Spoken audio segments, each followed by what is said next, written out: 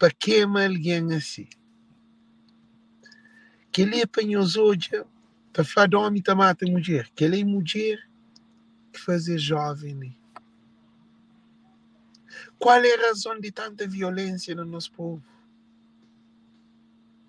Aquele moço que apanha menino, esse da pancada, ele é que viola menino, ele é que mata menino, ele é que enforca menino, ele é que faz nada com menino, só pega aquele menino.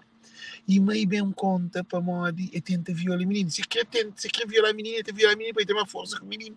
Ele amarrar ele boca, ele amarrar ele peito, ele violar menino. Mas que faz aquilo? Ele é um doente mental.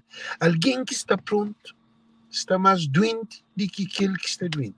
Alguém que não está pronto está pior do que aquele que tem doença mental.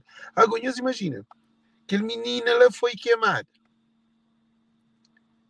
Dado com água quente.